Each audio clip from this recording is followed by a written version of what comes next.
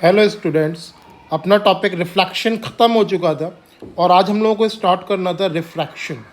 ठीक है, तो आज स्टार्ट करेंगे हम लोग अपना टॉपिक रिफ्रैक्शन। रिफ्रैक्शन है क्या? ठीक है, रिफ्लेक्शन तो हम लोगों ने पढ़ा था कि जब लाइट रेज किसी मीडियम पे आती है और टकरा कर वापस उसी मीडियम में लौट जाती है, this is called reflection. But refraction में ऐसा नहीं होता। रिफ्रैक्शन में क्या होता है कि जब कोई लाइट रेज किसी मीडियम पर गिरती है, ठीक है, ये मीडियम है आपका, मान लीजिए ये मीडियम 1 और ये है मीडियम 2। मीडियम्स क्या होते हैं अभी मैं आपको समझाऊंगा। ठीक है, मीन्स मान लीजिए ये है आपका ऊपर ग्लास, कांच लगा हुआ है, और नीचे है आपका वाटर। ठीक है, मीन्स मीडियम वो है जिसमें से होकर लाइट रेज ट्रैवल कर रही है, उसे हम क्या कहेंगे? मीडियम कहेंगे। ओके, तो ये मान लीजिए हमने मीडियम 1 है ग्लास और मीडियम 2 है वाटर, और जब लाइट रेज एक मीडियम से दूसरे मीडियम में एंटर करती है तो ये जो इन दोनों मीडियम्स को अलग करने वाली सरफेस है बीच की, इन दोनों मीडियम्स को अलग करने वाली जो सरफेस है बीच की बेटा, तो इस सरफेस से क्रॉस होते ही ये अपने ओरिजिनल पाथ से डेविएट हो जाती है, मीन्स भटक जाती है, दूसरे रूट पर चली जाती है। कैसे, उस चीज़ को समझते हैं एक बार।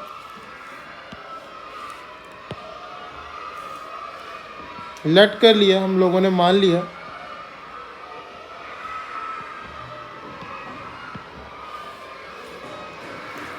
ये एक हमारा दो मीडियम्स को अलग करने वाला सरफेस है। मान लिया ऊपर हमारा जो है वो है ग्लास, नीचे जो है वो है वाटर। ठीक है, मीन्स अब मान लीजिए कि अब इसमें कोई लाइट रेज हमारी इस तरीके से ट्रैवल करके आई। ठीक है, ये इसका नॉर्मल है। ठीक है, अब ट्रैवल करने के बाद इस लाइट रेज को सीधे यूँ जाना चाहिए था कि नहीं जाना चाहिए था? ठीक है,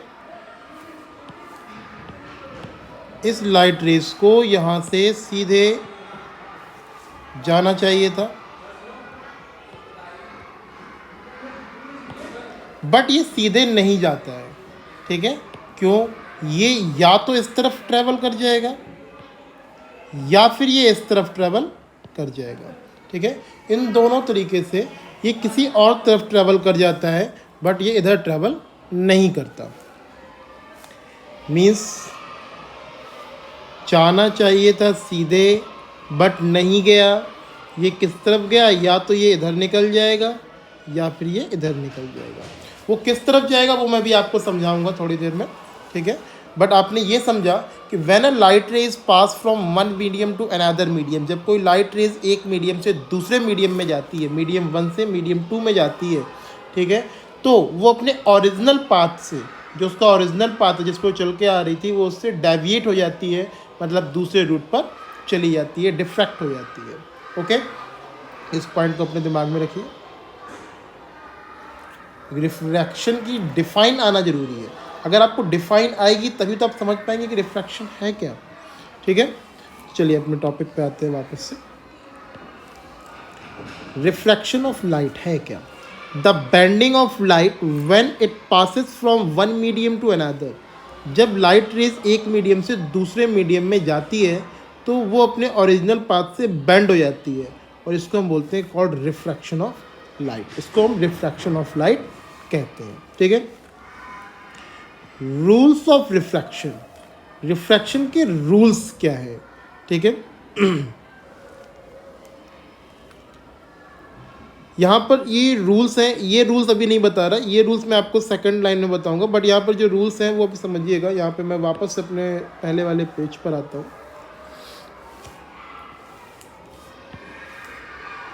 समझिएगा। ये जो लाइट रेज आ रही है is called incident ray,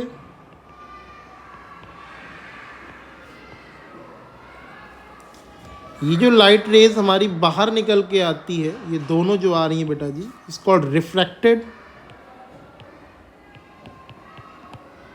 refracted ray. ठीक है, ये जो बीच वाली लाइन है इसको कहते हैं नॉर्मल, ये जो बीच वाला पॉइंट है इज कॉल्ड इंसिडेंट पॉइंट।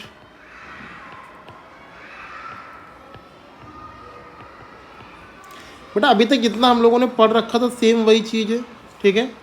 ये जो एंगल है इसको एंगल आई से रिप्रेजेंट करते हैं, इसको बोलते हैं एंगल ऑफ इंसिडेंस।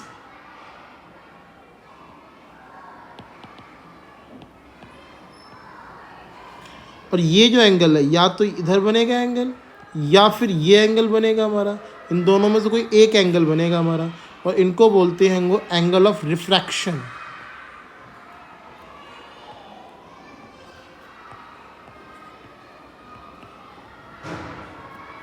ठीक है, angle of refraction which is represented by small r. तो इसको आई से रिप्रेजेंट करते हैं और इसको आर से रिप्रेजेंट करते हैं, ठीक है। अब यहाँ पे जो लॉज है, ठीक है, लॉज, ठीक है, किसके लिए, फॉर द रिफ्रैक्शन। तो पहला लॉ क्या है हमारा, समझिएगा, incident ray, refracted ray and normal all lies on a same plane on a same point, incident point, जो हम लोगों ने वहाँ पर पढ़ा था रिफ्लेक्शन में। रिफ्लेक्शन में भी हम लोगों ने पहला लॉ यही पढ़ा हुआ था, जिन लोगों ने नहीं पढ़ा है वो पुराने वीडियोस देख ले, ठीक है। ये हमारा 5th वीडियो है, 4th वीडियो में 4 वीडियोस में हम लोगों ने रिफ्लेक्शन को ख़त्म किया हुआ है, तो इस चीज़ को आप वहाँ पर पढ़ लें, ठीक है। तो incident ray, refracted ray and normal all lies on a same plane on a same point, ये हो गया पहला, ठीक है। और दूसरा हम लोगों ने रिफ्लेक्शन में पढ़ा था angle i is equal to angle r, ठीक है। तो यहाँ पर हमारा ये रूल ना बन के ये कुछ और कहलाता है। यहाँ कहते हैं हम लोग साइन एंगल ऑफ इंसिडेंस, इसको बोलते हैं sine i. Ratio of sine angle of incidence and sine angle of refraction is always constant, is always constant, इसको बोला जाता है sine i upon sine r is equal to constant, ठीक है। वापस से हम लोग अपने यहाँ पर आते हैं, यहाँ पे थोड़ा सा रूल्स वगैरह देखते हैं। देखिए जो मैंने अभी आप लोगों को बताया है, ठीक है, ये देखिए, first law, the incident ray, refracted ray and the normal, ठीक है, at the point of incidence all lie in the same plane. Second law क्या है हमारा, सेकेंड लॉ भी समझ लीजिए, ratio of sine angle of incidence and the sine of angle of refraction is a constant for a given pair of media. Given pair of media मतलब जो दो media हमें दिए होते हैं, ठीक है, और उसको लिखना है आपको sine i upon sine r is equal to constant, तो आपका सेकेंड लॉ कंप्लीट होता है, ठीक है। ये जो कांस्टेंट वैल्यू है, ठीक है, इसको मैं थोड़ा सा बाद में बताऊंगा, यहाँ पर रोकूंगा, ठीक है। ये कांस्टेंट वैल्यू इसे हम क्या कहते हैं, क्योंकि उस पर न्यूमेरिकल्स आते हैं, तो थोड़ा सा मैं यहाँ पे आपको समझाऊंगा। मैंने आपको बताया मीडियम, मीडियम क्या होता है, ठीक है। मीडियम आप दो तरह के पढ़ेंगे, एक मीडियम पढ़ेंगे आप रेयर मीडियम, एक मीडियम पढ़ेंगे आप डेंसर मीडियम, ठीक है। मीडियम आपके दो ही होंगे, एक रेयर होगा और एक डेंसर होगा। कोई फिक्स नहीं हो सकता कि जो डेंसर है वो हमेशा डेंसर ही रहेगा, वो हो सकता है रेयर भी हो जाए, क्योंकि हमेशा हम लोग मीडियम्स का कंपैरिजन करते हैं। मान लीजिए दो मीडियम है, मीडियम 1 और मीडियम 2, बेटा इनका हम कंपैरिजन करते हैं। मान लीजिए हम ऊपर लेते हैं एयर, दूसरा मीडियम ले रहे हैं हम यहाँ पर ग्लास, चलिए एयर की जगह मैं लेता हूँ वाटर, फिर लेते हैं हम लोग ग्लास। ये है मीडियम 1, ये है मीडियम 2 और ये है मीडियम 3। अब समझिएगा, अगर इनका हम कंपैरिजन करें, अगर हम एयर का कंपैरिजन वाटर से करते हैं, अगर हम एयर का कंपैरिजन वाटर से करते हैं, तो एयर कैसी होती है, रेयर होती है। मीन्स एयर की जो पार्टिकल्स है वो क्या है, दूर दूर है, ठीक है। तो ये रेयरर मीडियम कहलाएगा हमारा, और जो वाटर है ये हमारा डेंसर मीडियम कहलाएगा, ठीक है। बट अगर हम वाटर और ग्लास का कंपैरिजन करते हैं, तो वाटर और ग्लास के कंपैरिजन में जो वाटर है वो हमारा रेयरर है और जो ग्लास है वो डेंसर है, ठीक है। तो देखिए वाटर हमारा डेंसर भी बन रहा है और रेयर भी बन रहा है, लेकिन कब, जब हमने कंपैरिजन किया। जब एयर का वाटर से कंपैरिजन किया तो एयर रेयर मीडियम कहलाएगा और वाटर डेंसर मीडियम कहलाएगा, ठीक है। और जब हमने वाटर का ग्लास से कंपैरिजन किया तो वाटर हमारा रेयर मीडियम कहलाएगा और ग्लास हमारा डेंसर मीडियम कहलाएगा। इस चीज़ का आपको ध्यान रखना है, ठीक है। Medium 1 and medium 2। तो मीडियम हमारे दो तरह के हुए, एक हुआ रेयर मीडियम और एक हुआ डेंसर मीडियम, ठीक है। अब अभी मैंने आपको बताया था कि जब लाइट रेज एक मीडियम से दूसरे मीडियम में जाती है तो वो अपने ओरिजिनल पाथ से हटकर इधर उधर हट जाती है, लेकिन वो हटेगी किस तरफ, ये डिपेंड करता है बेटा जी आपके इस रेयर और डेंसर मीडियम पर, कि वो रेयर से डेंसर में जा रही है या डेंसर से रेयर में जा रही है। तो इसको मैं आप एक छोटे से एग्जांपल से आपको समझाऊंगा, तो थोड़ा सा आपको इमेजिन करना होगा कि इस चीज़ को मैं यहाँ पे आपको रिप्रेजेंट तो कर नहीं सकता, ठीक है। तो थोड़ा सा मैं एक छोटी सी कहानी सुनाऊंगा, उसको आप समझिएगा और सुनिएगा ध्यान से।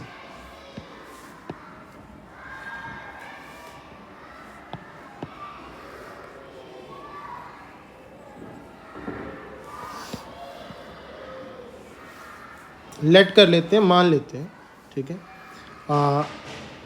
ये जो आपकी बॉडी है,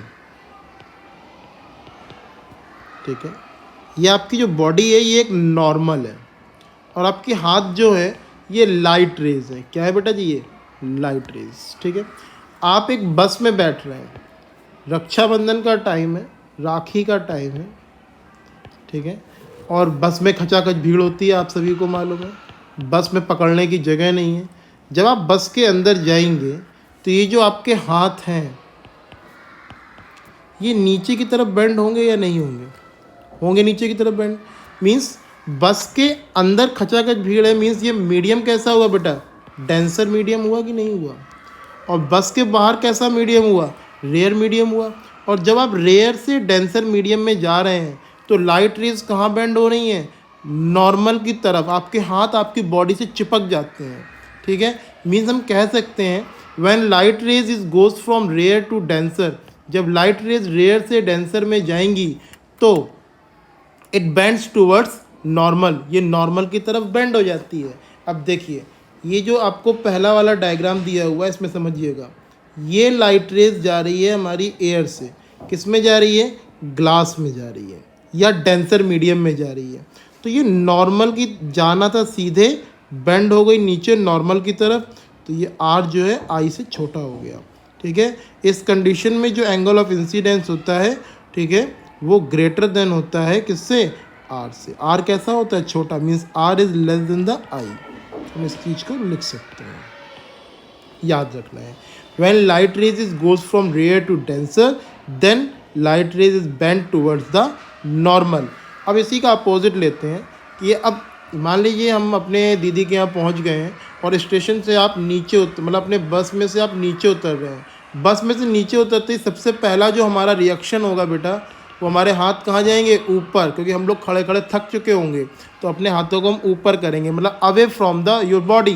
मीन्स हम यहाँ क्या बोलेंगे, when a light rays is goes from denser to rare medium then it away from the normal.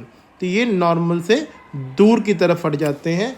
देखिए यहाँ से ये लाइट रेज आ रही है डेंसर मीडियम से और ये जा रही है रेयर मीडियम में।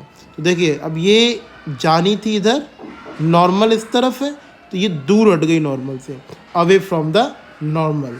Means when light rays goes from denser to rare then it away from the normal. ये दोनों डायग्राम्स आप ध्यान रखें, ठीक है। अब देखिए मैं इसी को दिखाता हूँ।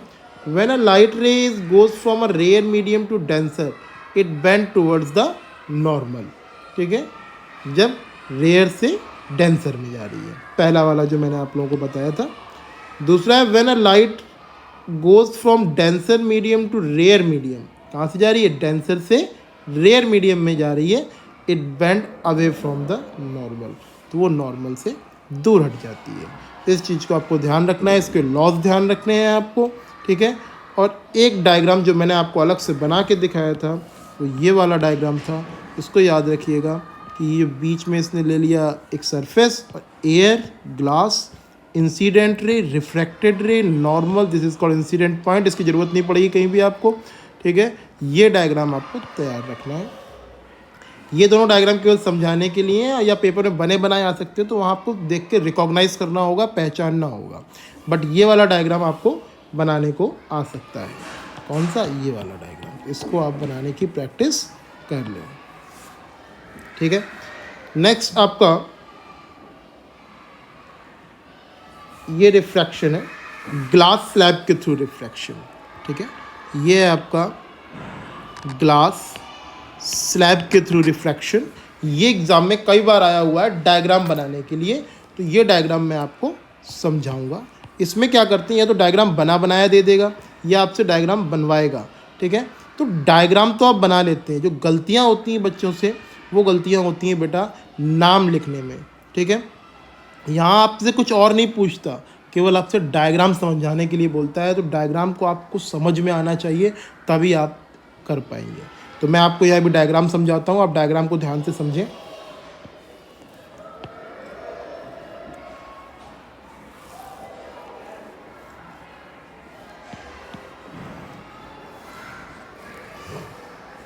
चलिए समझते हैं। ठीक है, मैं थोड़ा सा एक बार रफ पेज पे दोबारा से आपको समझा देता हूँ, फिर आपको इसी डायग्राम को मैं समझाऊंगा। ठीक है, ये मान लिया एक ग्लास स्लैब है। ठीक है, ये एक ग्लास स्लैब है।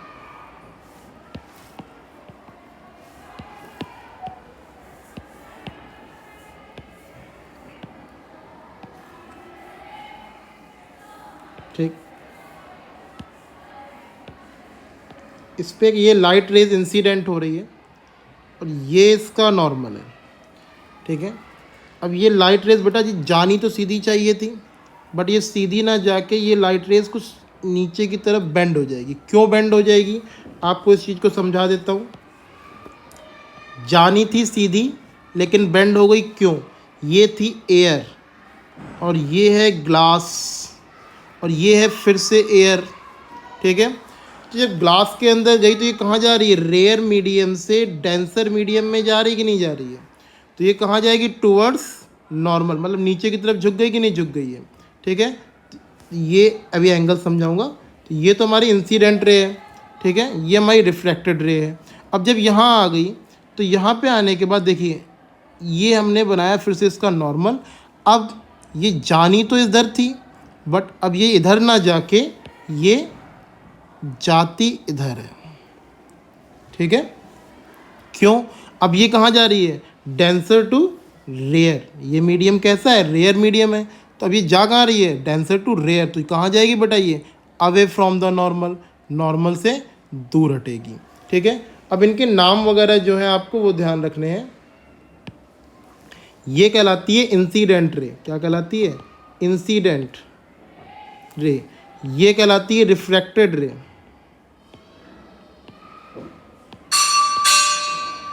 और ये कहलाती है आपकी इमर्जेंट रे।